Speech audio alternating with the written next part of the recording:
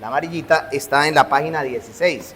Ahora, ustedes lo pueden encontrar ahí en PDF. Chapel Library los tiene en PDF, entonces lo pueden buscar en su dispositivo. Y vamos a leer todos el párrafo número 3. Dice, ¿ya lo tienen? Bueno, vamos a leerlo todos. Este pacto se revela ¿en dónde? En primer lugar, a Adán en la promesa de salvación a través de la simiente de la mujer y luego mediante pasos adicionales hasta completarse su plena revelación en el Nuevo Testamento. Y tienen su fundamento en aquella transacción federal y eterna. ¿Cuál es el fundamento del pacto de gracia? ¿Cuál es el fundamento del pacto de gracia? Respondan ustedes. ¿Cuál es el fundamento del pacto de gracia? Duro. No los escucho. ¿Cuál es el fundamento del pacto de gracia? El pacto de redención. Bueno, el pacto de redención. Entonces el problema era mío, no de ustedes. El pacto de redención es el fundamento del pacto de gracia. Y el pacto de redención fue entre Dios y las criaturas, ¿cierto? El pacto de redención. No. Es intratrinitario. Es intratrinitario. Entonces, podemos observar que tiene su fundamento en aquella transacción federal y eterna que hubo entre el Padre y el Hijo acerca de la redención de los escogidos. Y es únicamente a través de la gracia de este pacto, como todos los descendientes de Adán, los descendientes de Adán han caído. ¿De cuál pacto? ¿La gracia de cuál pacto? ¿La gracia de cuál pacto? ¿Seguro? No.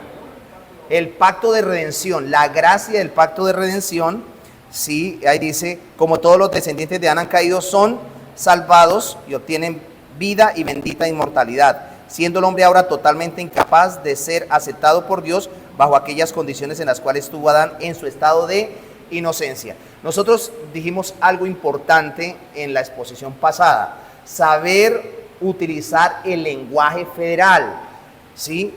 Nosotros creemos en la revelación progresiva, no en la administración como lo presentan los presbiterianos, ¿no? Administración y revelación. Entonces, vamos a hablar, hacer una introducción hoy y para empezar a desarrollar toda nuestra temática. Ahora, en el desarrollo de la historia de la redención, Dios no ha actuado de manera improvisada ni desordenada, sino conforme, como lo vemos aquí, a un propósito eterno, sabio y perfectamente coherente. Bueno, vuelvo otra vez a repetir eso. En el desarrollo de la historia de redención, Dios no ha actuado de manera improvisada. Dios lo ha determinado absolutamente todo, ¿sí? Ni tampoco desordenada, sino conforme a un propósito eterno, sabio y perfectamente coherente. Ahora, entendemos nosotros que desde la caída del hombre en Génesis 3, cuando el pecado entró al mundo, el Señor comenzó ¿a qué? A administrar progresivamente. Ustedes me dirán si eso es correcto o no. Administrar progresivamente su plan de salvación. ¿Es correcto decir que Dios empezó a administrar progresivamente? ¿Por qué? Revelación, porque eso es lo que vemos en la confesión de fe. Bien, vamos bien, ¿no? Entonces comenzó a revelar progresivamente su plan de salvación, al cual la teología reformada identifica como pacto de gracia. Reveló progresivamente ese pacto de gracia que tiene su fundamento en una transacción eterna que es el pacto de redención. Bien. Ahora, este pacto no aparece de forma, entendámoslo bien, recapitulando lo que vimos, no aparece de forma plena y explícita desde el inicio. Esa es la diferencia entre nuestros hermanos presbiterianos, ¿no? Nosotros consideramos que este pacto no aparece de forma plena y explícita desde el inicio. Y pueden ver allí en el punto número 3 de la confesión, este pacto se revela ahí en la confesión, en el Evangelio, ¿cierto? Y se revela ¿a quién? A Adán. Y luego mediante pasos adicionales, hasta completarse hasta completarse en su plena revelación. ¿En dónde se completa el pacto de gracia en su plena revelación? En el nuevo pacto. Bien, vamos bien, ¿no es cierto? Entonces vemos que el pacto no aparece de forma plena y explícita, y esto es importante, desde el inicio, sino que es desplegado a lo largo de la Escritura mediante diversos pactos históricos que Dios establece con su pueblo. Y vemos nosotros cuáles son esos pactos. El pacto con Noé, el pacto con Abraham, el pacto con Israel, el pacto con David, y se revela en el nuevo pacto. Bueno, en el nuevo pacto. Ahora, pactos como el hecho con Noé, Abraham e Israel en el Sinaí y David no son fines en sí mismos, entendámoslo bien, sino expresiones, escuchen bien, expresiones expresiones progresivas que apuntan, son expresiones progresivas que apuntan, anuncian y encuentran su cumplimiento en Cristo.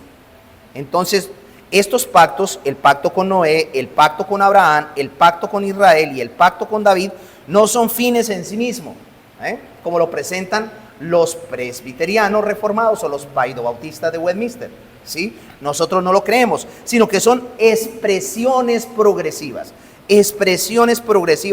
que apuntan, que señalan, que anuncian y encuentran su cumplimiento ¿en quién? En Cristo, en Cristo. ¿Quién es el mediador de qué pacto? El pacto de gracia. Es el mediador del pacto de gracia. Como lo dice la misma Escritura, es un mejor pacto, ese pacto de gracia. Entonces, desde la perspectiva bautista reformada, es fundamental entender que estos pactos no deben confundirse ni igualarse en su naturaleza. Bueno, no deben confundirse ni igualarse en su naturaleza. Por ejemplo, hablemos nosotros respecto a lo siguiente. Nosotros creemos que hay unidad, pero esa unidad debe ser explicada dentro de los pactos, ¿sí? Porque si vamos a la teología de Westminster o el federalismo de Westminster, hay unidad temática y unidad sustancial en los pactos.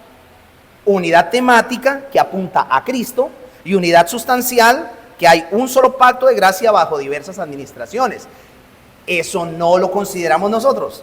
Bueno, nosotros no creemos que sí hay unidad temática, pero no hay una unidad sustancial. Bueno, me explico. No creemos que hay un solo pacto de gracia que se administra desde el Antiguo Testamento a través de diversos pactos. Eso no lo creemos. ¿Pero qué sí creemos? Creemos que hay unidad temática, creemos que hay unidad teológica y creemos que hay unidad de propósito. Tres cosas dentro del marco pactual nuestro: que hay unidad temática, unidad teológica y unidad de propósito. ¿Y cómo explicamos esto de la unidad temática? ¿Cómo explicamos esto de la unidad teológica y de la unidad de propósito dentro del pacto de gracia? Por ejemplo, dentro del marco de la unidad temática, todos tratan del mismo plan de salvación. Todos. Es decir, el pacto con Noé, el pacto con Abraham, el pacto con Israel, el pacto con David. Y ahorita vamos a explicar, porque dirá, ¿Noé? ¿Cómo así? Entonces, en cuanto a la unidad temática, todos tratan del mismo plan de salvación. Todos. Ninguno se sale del plan de salvación. Tiene la línea redentora, tipos y sombras. Pero hablemos de la unidad teológica. ¿A dónde conducen? Cuando hablamos de unidad teológica, es hacia dónde conducen esos pactos.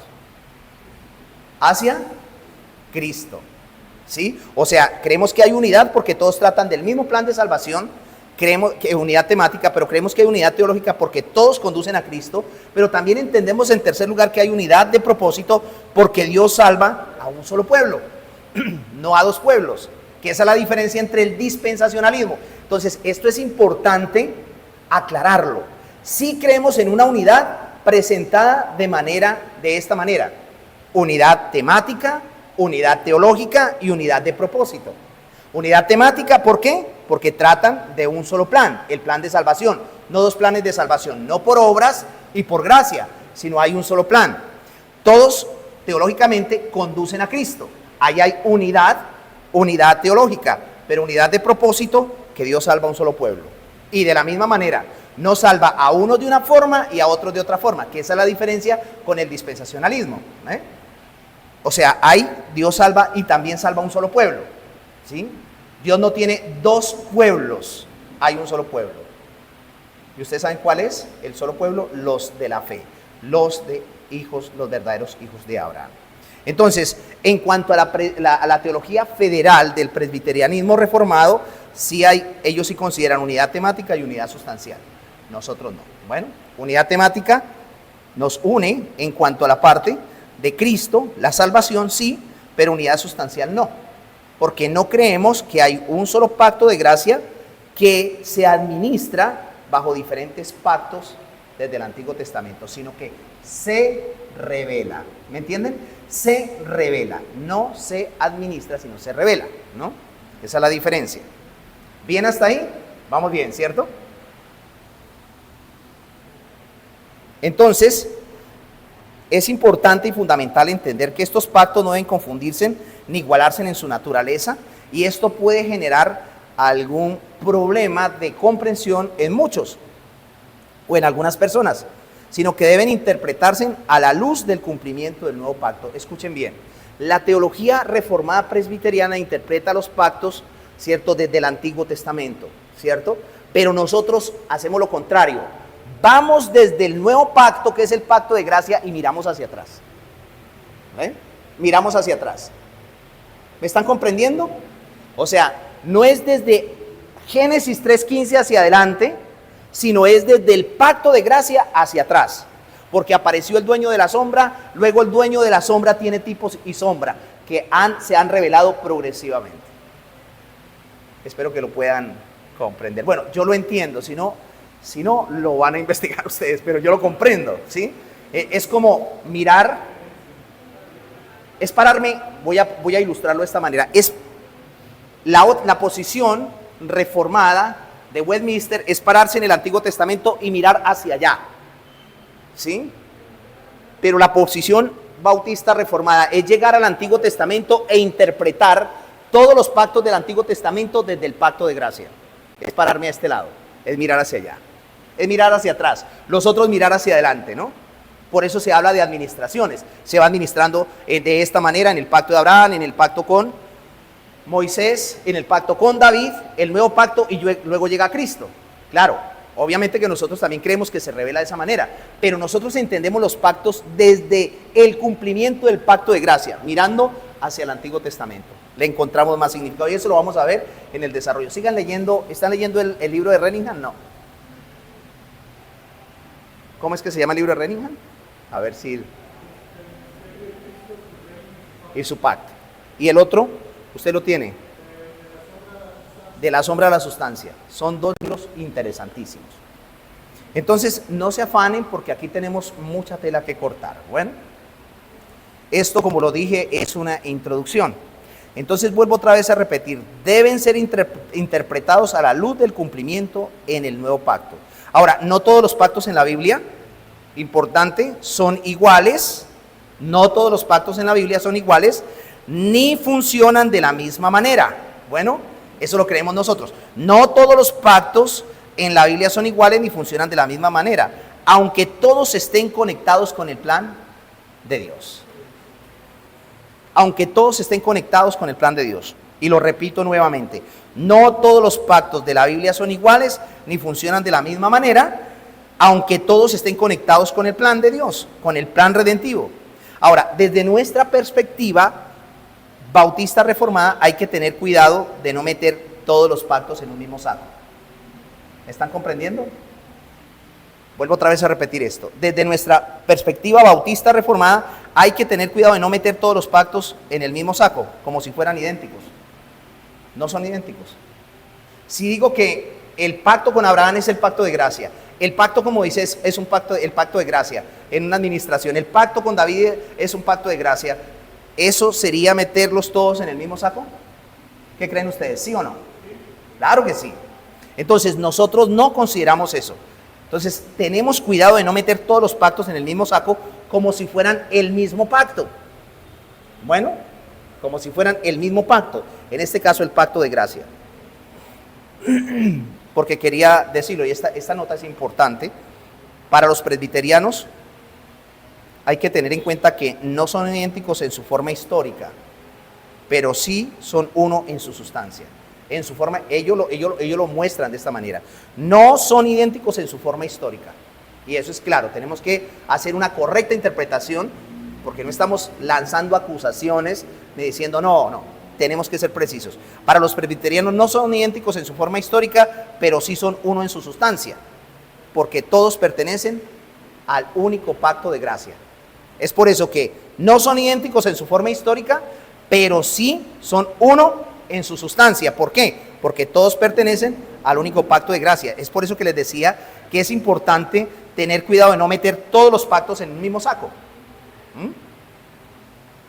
Por ejemplo, el pacto con Noé no es igual al de Abraham, ¿cierto que no? ¿O sí? ¿No? Y el pacto de Moisés o el pacto con Israel, el pacto de la ley, no es igual al nuevo pacto en Cristo, ¿o sí? No. ¿Por qué? Porque cada uno tiene su propósito distinto en la historia. Cada uno. Entonces, cuando digo que cada uno tiene su propósito distinto, no estoy diciendo que Dios tenga varios planes de salvación. Y yo quiero dejar claro eso. No estoy diciendo para nada que Dios tenga, porque de una vez se puede prender el chip, ¿no? Y decir, no, es que Dios tiene. Entonces, si usted está argumentando de esa manera, entonces eso quiere decir que hay varios planes de salvación. No. El plan siempre va a ser el mismo. Uno, y es salvar por gracia mediante Cristo. Salvar por gracia mediante Cristo, por sola gracia mediante Cristo. O sea, la pregunta es, ¿el último de los escogidos que entren a salvación se salvó de la misma manera que el primero en la historia? ¿Sí o no? ¿Sí o no? ¿O de manera diferente? Igual, porque hay un solo plan de salvación. Ahora, lo que cambia la función que cada pacto cumple dentro de ese plan, eso sí cambia. Y lo vuelvo a repetir, lo que cambia es la función que cada pacto cumple dentro de ese plan. Y vamos a explicarlo de forma clara, bueno, porque bueno, así, pero expliquémoslo de forma clara. Entonces, en primer lugar, vamos a ver que Dios usa los pactos como etapa de revelación, como lo dice la confesión de fe, aquí en el párrafo 3. Dios usa los pactos como etapas de revelación. Y esto es como, voy a poner este ejemplo, como construir una casa, ¿no? Como construir una casa. No todo se hace al mismo tiempo, ¿sí? Cuando estamos construyendo una casa, ¿se hace todo al mismo tiempo? No se hace todo al mismo tiempo. Primero se ponen las bases, luego las paredes y luego el techo. Entonces digamos que de esa manera son las etapas de revelación del pacto, ¿no? Entonces así cada pacto va a añadir algo, al desarrollo del plan de redención. Y vamos a ver el ejemplo de cada pacto y su propósito específico. Entonces vamos a tratar cada pacto, es decir, el pacto con Noé hasta llegar al nuevo pacto. Entonces hablemos del pacto con Noé. ¿Cuál era el propósito del pacto con Noé? ¿Quién me puede decir? Vamos a Génesis 8, 21 y 22. Vamos todos allá. Vamos a ir a la Biblia. Génesis 8. Ya dejamos la introducción y vamos a adentrarnos entonces al texto bíblico. Génesis capítulo 8.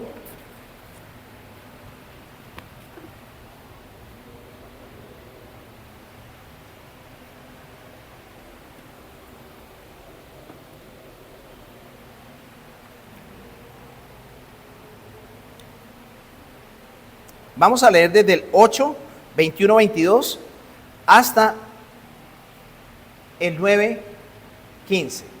Vamos a leerlo todos, bueno. Vamos a ver qué dice. Y percibió Jehová olor grato, y dijo Jehová en su corazón: no volveré más a maldecir la tierra por causa del hombre, porque el intento del corazón del hombre es malo desde su juventud. Ni volveré más a destruir todo ser viviente como he hecho. Mientras la tierra permanezca, no cesará la sementera, la siega, el frío y el calor, el verano y el invierno, el día y la noche. ¿Qué vemos nosotros aquí por el momento? Una promesa, ¿cierto? Promesa de preservación hasta el momento. Vamos a seguir leyendo, bueno. Versículo 1 del capítulo 9. Bendijo Dios a Noé y a sus hijos. Y les dijo, fructificad y multiplicaos, llenad la tierra. El temor y el miedo de vosotros estarán sobre todo animal de la tierra y sobre toda ave de los cielos. Lo mismo que le dijo Dios a quién, si recuerdan estas palabras, a Adán, ¿no? Y en todo lo que se mueve sobre la tierra y en todos los peces del mar, en vuestra mano son entregados. Todo lo que se mueve y vive os será para mantenimiento, así como las legumbres, las plantas verdes, os lo he dado todo. Pero carne con vida, que es su sangre, no comeréis, porque ciertamente demandaré la sangre de vuestras vidas. De mano de todo animal la demandaré, y de mano de todo del hombre. De mano del varón, su hermano, demandaré la vida del hombre. El que derramare sangre de hombre, por el hombre su sangre será derramada, porque a imagen de Dios es hecho el hombre. Mas vosotros fructificad y multiplicaos, procread abundantemente en la tierra y multiplicaos en ella. Versículo número 8. Y habló Dios a Noé y a sus hijos con él, diciendo. Versículo 8, del 9. He aquí, yo establezco mi pacto con, ¿qué? Con vosotros y con vuestros descendientes después de vosotros. ¿Nosotros somos descendientes de ellos? No. Claro que sí. Sigamos leyendo. Y con todo ser viviente que está con vosotros, aves, animales. O sea, aquí es un pacto de qué índole en su alcance universal, ¿no? No solamente Noé y su descendencia, sino toda la tierra. Yo lo había prometido anteriormente, ¿no? Ahora sigamos leyendo. Y con todo ser viviente que está sobre vosotros, aves, animales y toda bestia de la tierra que está con vosotros. Y él dice, he aquí yo establezco mi pacto o confirmo mi pacto. Y toda bestia que está con vosotros, desde los que salieron del arca hasta todo animal de la tierra. Y luego dice, estableceré mi pacto con vosotros y no exterminaré ya más toda carne con aguas de diluvio, ni habrá más diluvio para destruir la tierra. Sigamos leyendo, versículo número 12. Y dijo Dios, esta es la señal del pacto. ¿Qué es una señal? ¿Qué es una señal? ¿Para qué sirve una señal dentro del marco pactual?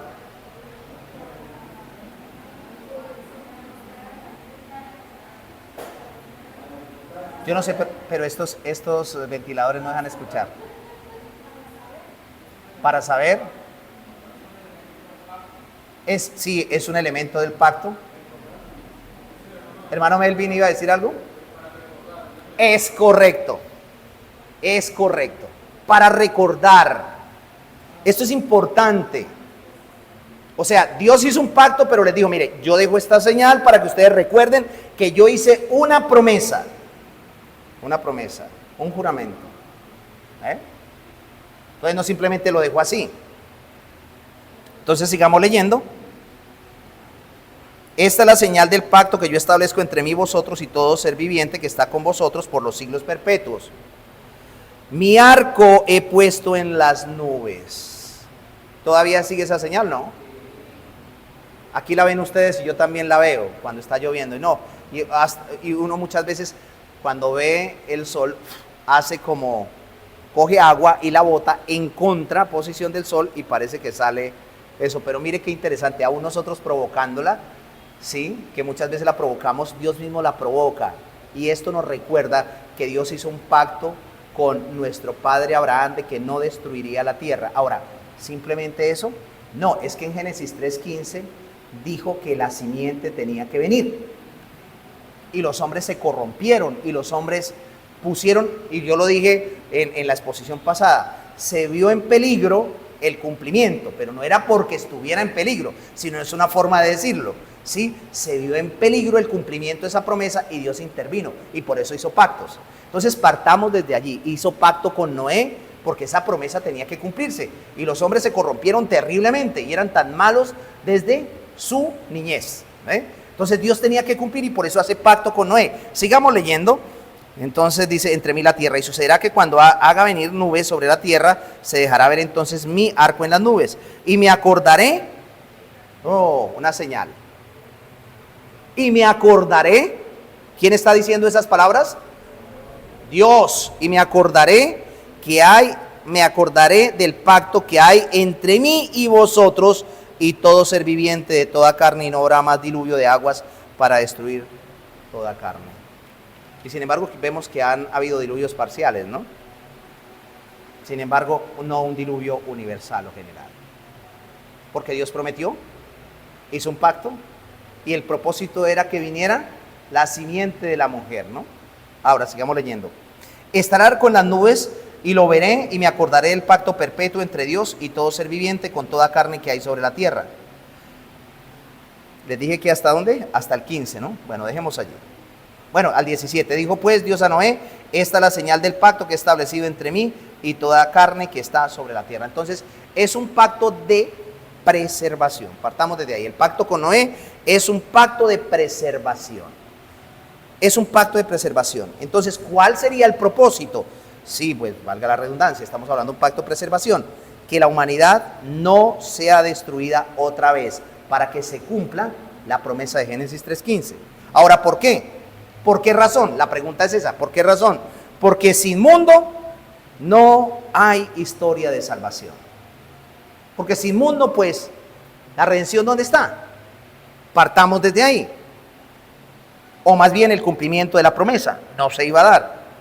Entonces, no salva este pacto con Noé, no salva en el sentido sustancial, ¿sí? Pero hace posible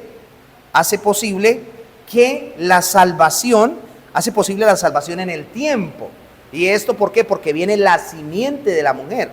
Y estamos hablando de hacer posible, porque no estamos hablando del hecho de que Cristo ya murió. Hace posible que la salvación se vea en el tiempo. Apunta directamente a eso. Entonces, el pacto con Noé es preservar al mundo. Ahora, vamos a seguirlo desarrollando. ¿Cómo es que se revela? ¿Cómo es que se revela? Ahora vamos al pacto con Abraham. El pacto con Abraham. Yo les pregunto, ¿es correcto decir que en el pacto con Abraham se introduce la promesa de salvación?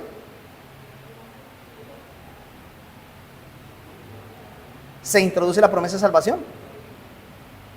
No, no. Si yo digo que se introduce la promesa de salvación, ¿qué dirían ustedes?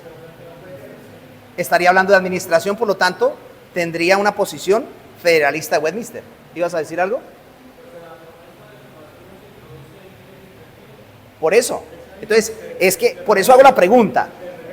Por eso estoy haciendo la pregunta, ¿para qué? Para irlos llevando. Entonces, se introduce, mire que no es complicado. No podemos decir que en el pacto con Abraham se introduce, porque la promesa se introduce en Génesis 3:15, que es donde se anuncia por primera vez el Evangelio. Léanlo, por favor.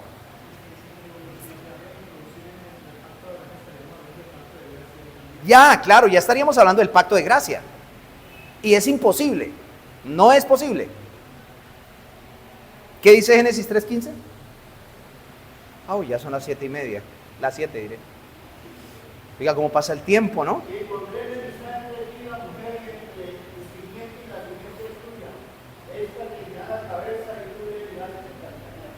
Allí, ¿qué es lo que ocurre en Génesis 3:15? Por causa de la desobediencia del pacto de obra, Génesis capítulo 2, versículo 17. En el capítulo 3, el hombre desobedece y Dios no deja al hombre suelto, le promete un salvador. ¿Ve? Le promete un salvador. Y entonces es en la historia de la humanidad allí donde se introduce la promesa de salvación. ¿En dónde está la promesa de salvación? En la simiente de la mujer. ¿Quién es la simiente de la mujer? Cristo Jesús nuestro Señor. Bueno, Cristo Jesús nuestro Señor. Vamos bien, ¿cierto? Entonces, en el pacto con Abraham no decimos que introduce la promesa de salvación, pero entonces en el pacto con Abraham se desarrolla, amplía y especifica la promesa de salvación. ¿Están de acuerdo? Claro, ahí sí, se desarrolla, amplía y especifica la promesa de salvación. Lo que no pasa con el pacto con Noé, ¿no? En el pacto con Noé no pasa eso, porque el propósito del pacto es preservar. Pero ya en el pacto con Abraham sí se despliega, ya se empieza a ver, ¿cierto? Se amplía y se especifica la promesa de salvación. Ahora, cuando hablemos nosotros de la naturaleza del pacto con Abraham, miraremos cuáles dos elementos hay allí, dos tipos de pactos, si hay pacto de obras, pacto de gracia, bajo qué circunstancias, pero por el momento, como es un panorama, Cuando lleguemos allá vamos a ver las estipulaciones y las especificaciones de cada uno de ellos. Esta es una doctrina que es apasionante. ¿Ibas a decir algo, hermano? ¿Por qué no hay gracia en el pacto con Noé, pastor, cuando vemos que, por ejemplo, Dios escoge, elige a fulanos para salvarlos y preserva? Sí hay gracia, pero es una gracia que tiene como propósito preservar. Sí, es una gracia preservadora, es correcto. Por eso vamos. Claro, sí, claro, obviamente que fueron salvos. Porque está diciendo, confirmaré mi pacto. ¿Qué pacto? ¿Cuál es el pacto? Si es por primera vez que habla de pacto, pero es que ya había dado una promesa anteriormente.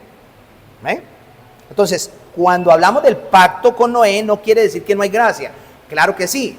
Eso es lo que conocemos como también gracia común. Y obviamente que hay gracia especial, pero es una gracia particular dada a quienes, a Noé y a quienes. Y hay que tener cuidado con eso. A ver, hermano.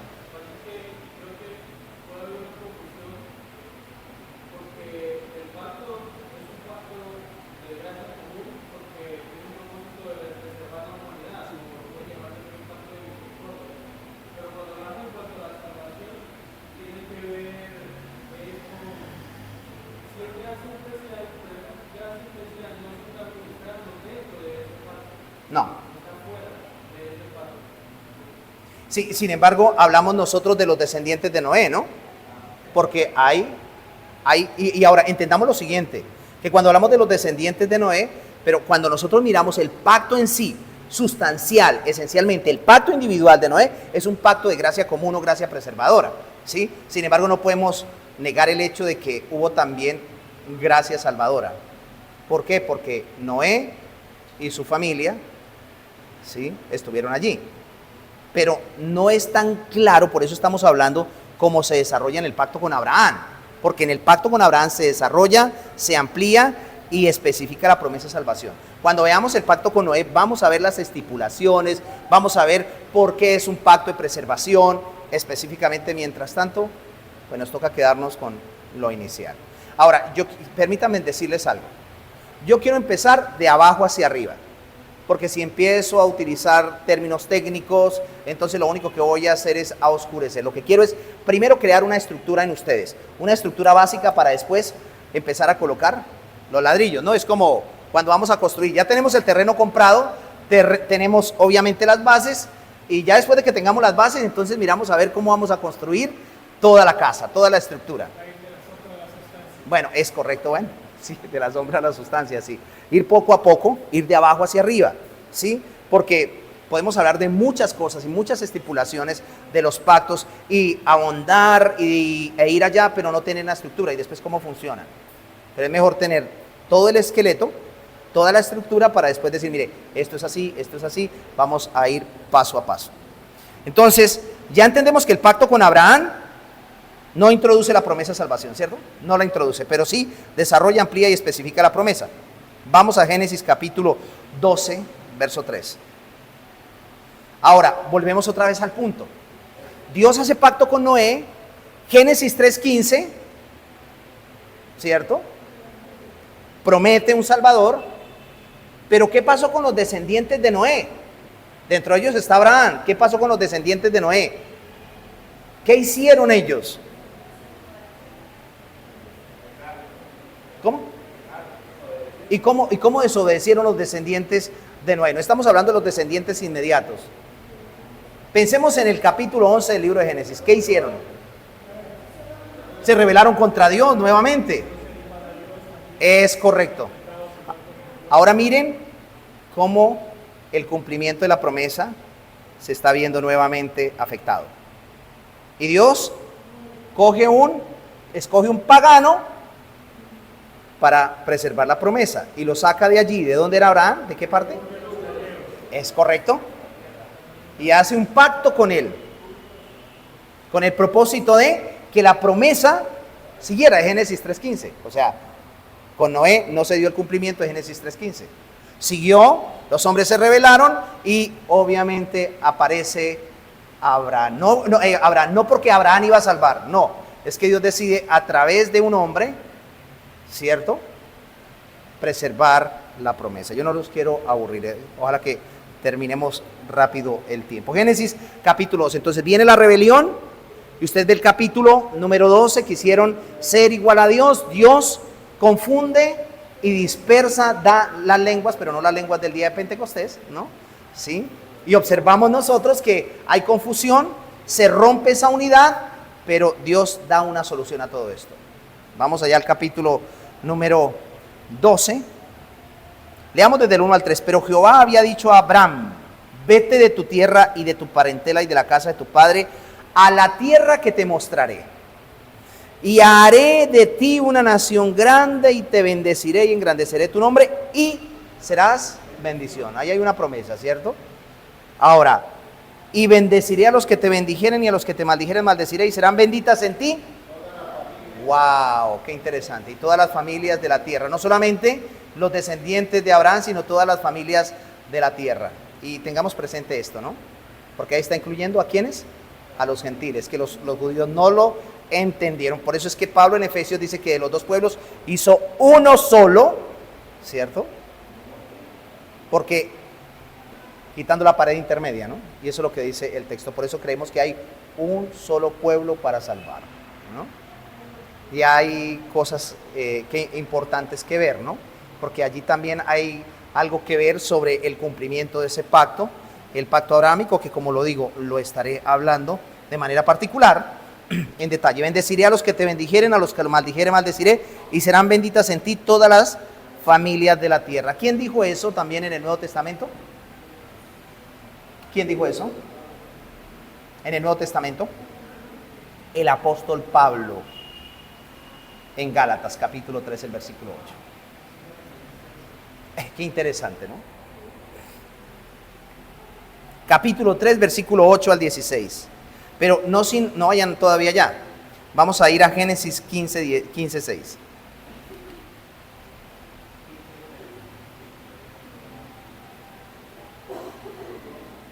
Y me parece interesante porque de la misma manera que lo dice el Gálatas 3, 6, bajo el mismo contexto, así mismo nos ocurre a nosotros.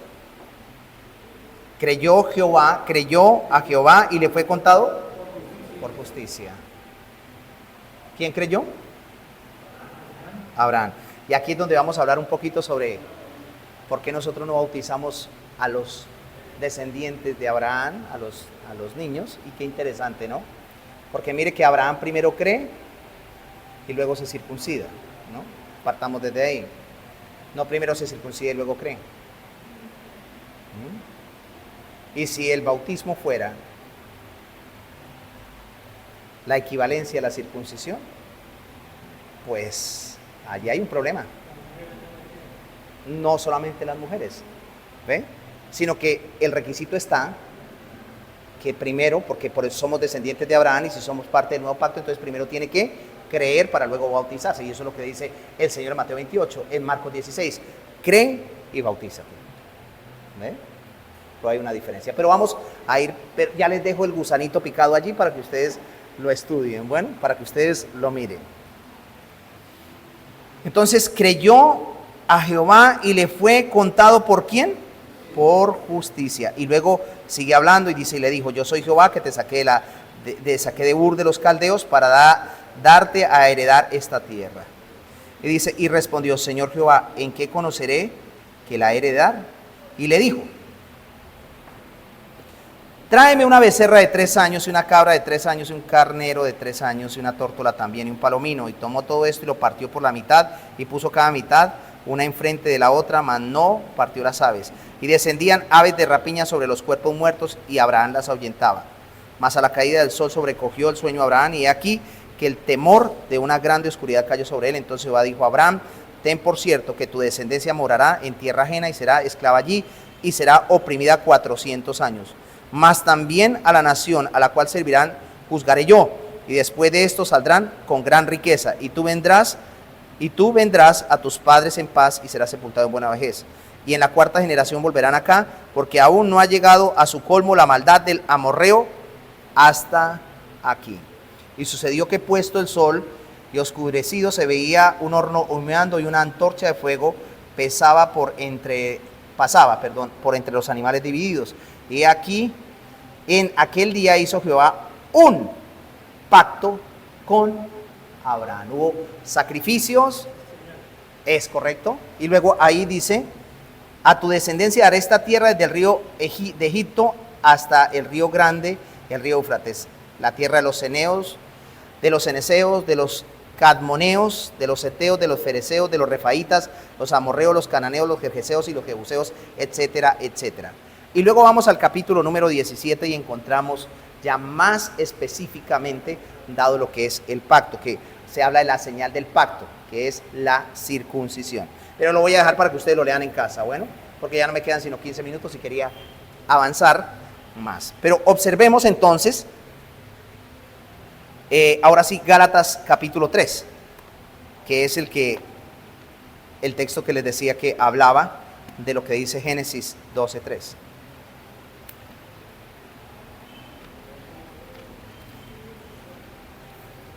Gálatas capítulo 3, versículo 6. Así Abraham creyó a Dios y le fue contado por justicia. Sabed por tanto que los que son de la fe, o sea, los del Nuevo Testamento que son hijos de la fe son los hijos de Abraham, los del Antiguo Testamento no. No. Todos los que profesan fe desde el Antiguo Testamento, aún antes de Abraham, son hijos de Abraham. ¿Cuál es el primer creyente en la historia de la humanidad? ¿Cuál es el primer creyente en la historia de la humanidad? Abraham, seguro. O sea que no, Adán. Después, Abel. Bueno, estamos hablando así distintivamente, ¿no? Porque hay otros creyentes, ¿no? Veamos las genealogías, ¿sí? Pero los distintivos, los que la Biblia habla. Luego, observamos nosotros ¿a quién? A Noé, distintivamente. Después, Abraham. Y mire que se enfoca en Abraham y partes de Abraham, porque como lo decía inicialmente, allí se desarrolla, se amplía y especifica esa promesa de salvación. Y no porque Abraham sea relevante, como muchas veces lo presentan, aunque no podemos negarlo, porque en el Nuevo Testamento se enseña que Abraham es, como lo dice allí, el padre de la fe, ¿no? Dice, sabed por tanto que los que son de fe, estos son israelitas, son hebreos, son descendientes de Abraham, sea judío o no judío. El que cree en el Señor Jesucristo es descendiente ¿de quién? De Abraham. Y Abraham creyó y le fue contado por justicia. Ahora no estamos hablando de una imputación de justicia generacional porque Abraham creyó, no, hay que creer, porque es lo que el texto está diciendo. Ahora veamos lo que dice el versículo 8. Y la escritura, previendo que Dios había de justificar por la fe a los gentiles, dio de antemano la buena nueva a Abraham diciendo, en ti serán benditas. El dispensacionalismo, ¿no? Que a veces, y el raíces hebreas, o bueno, no tanto las raíces hebreas, sino los judíos radicales.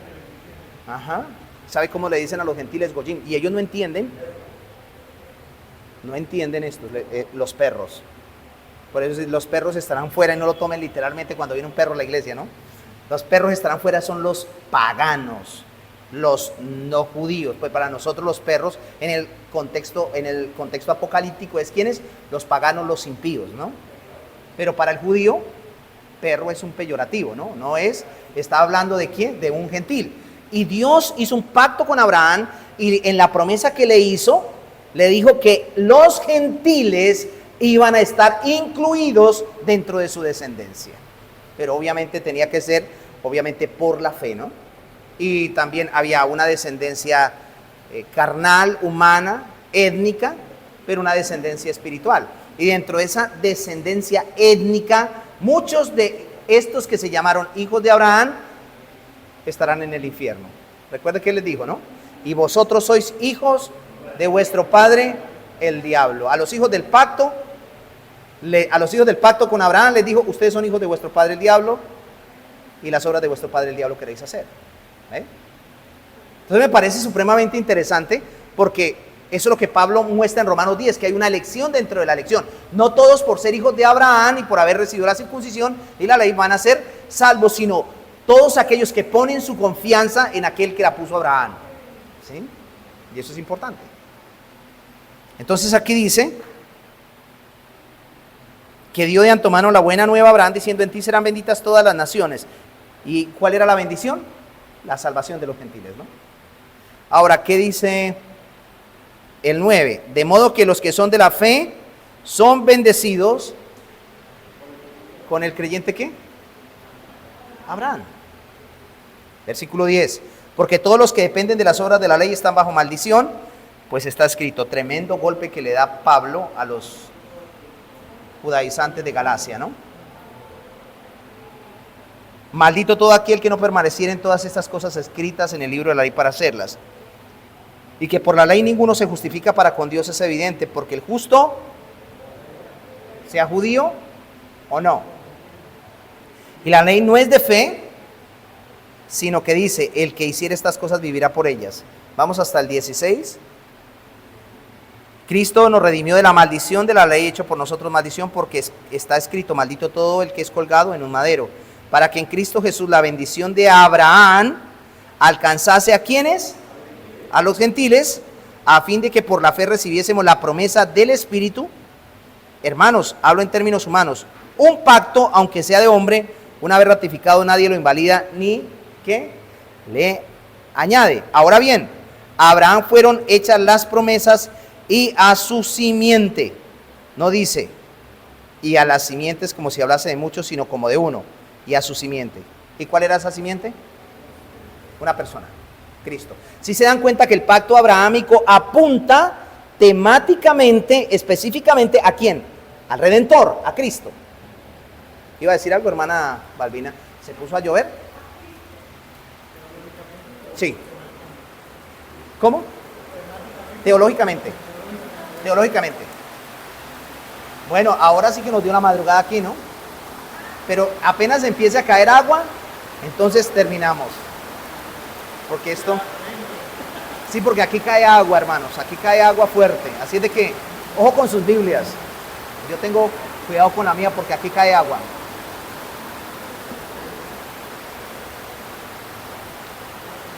Entonces, aquí nos damos cuenta que el pacto abrahámico habla de la simiente, y la simiente es Cristo. Y eso es lo que se enfoca el apóstol Pablo, ¿no? Entonces, esto es importante. No es la administración del pacto de gracia, sino que apuntaba a la simiente, y la simiente es nuestro Salvador. Es por eso que no decimos que introduce la promesa, porque como lo vimos en Génesis 3:15, la promesa es real. Sí, claro, en Génesis 3:15 la promesa es real, pero general. Bueno, la promesa en Génesis 3:15 es real, pero general. ¿Por qué? Porque en Génesis 3:15, volviéndonos nuevamente, sabemos que vendrá un Redentor, pero no cómo ni por medio de quién exactamente. ¿Sí? En Génesis 3:15. Sabemos que vendrá un Redentor, ¿cierto que sí? En Génesis 3:15 sabemos que vendrá un Redentor, pero no sabemos cómo ni por medio de quién. Pero en Abraham la promesa se vuelve más clara, más concreta. O sea, por la descendencia de Abraham vendría ¿quién? El Cristo. Vendría el Cristo. Por la promesa de Abraham vendría el Cristo. Pero en Génesis 3:15 era algo general. Era real la promesa de que iba a venir el Mesías, pero no especifica. Por eso en el pacto abrahámico se desarrolla, se amplía y especifica la promesa. Allí con Abraham es clara, es concreta. Entonces lo dice Pablo aquí. Volvamos allí. Versículo 16. Léalo todos, por favor. Todos, todo fuerte. 1, 2, 3. Ahora bien, Abraham hecho fueron y a su simiente. No dice y a las simientes, como si hablase de muchos, sino como de uno. Y a tu simiente, la cual es Cristo. Wow. Pero en Génesis 3:15 no dice eso. Porque, por lo tanto, por eso lo decía. Sí vemos que era real, pero era general la promesa. Sí sabíamos que vendría un Redentor en Génesis 3:15, pero no cómo ni por medio de quién exactamente. Pero en el pacto abrahámico sí vemos claramente que la promesa se vuelve clara y concreta. Vendrá una línea específica. La descendencia de Abraham. La descendencia de Abraham. y traería específicamente bendición a todas las naciones, a su descendencia espiritual. Génesis 12:3 lo dice. Pero Pablo dice que aquí se anunció pues obviamente el evangelio. En Abraham se anunció el evangelio. En el pacto abrahámico se anunció el evangelio. ¿Y cómo lo sabemos? Por lo que Pablo escribió en Gálatas capítulo 3 versículo 8. Mire lo que dice Gálatas 3:8. Allí en el pacto abrahámico se anunció el evangelio. Léanlo. Y la escritura, previendo que Dios había de justificar por la fe a los gentiles, dio de antemano el evangelio a Abraham, la buena nueva. O sea, se predica, se promete en Génesis 3:15, pero a Abraham se le da la buena nueva. Eso es evangelio. Eso es evangelio. O sea que ahí rompe todo dispensacionalismo clásico, ¿no? Que el evangelio solamente se vio en el Nuevo Testamento y no en el Antiguo Testamento. El evangelio se dio a Adán y luego más claramente se ve en Abraham, la buena nueva. Y ahí lo dice, y la escritura, previendo que Dios había de justificar por la fe a los gentiles, dio de antemano la buena nueva a Abraham, diciendo: en ti serán benditas todas las naciones. ¿Y por qué serían benditas todas las naciones? Porque iba a venir la simiente de la mujer. Bueno, la simiente de la mujer. Esto sí que causa pasión, ¿no? No quisiera terminar, pero ya llegó la hora de terminar. Pero quiero cerrar al menos con el pacto abrahámico. Ahora veamos lo siguiente. Entonces, como estamos hablando de propósito, veamos entonces cuál es el propósito del pacto abrahámico. ¿Cuál es el propósito del pacto abrahámico?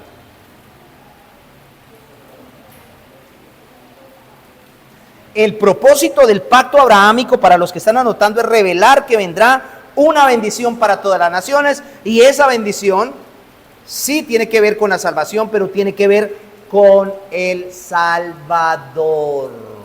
Bueno, con el Salvador. Y esto nos muestra más claro el evangelio. Gracias a Dios por la epístola a los Gálatas, más claro el evangelio.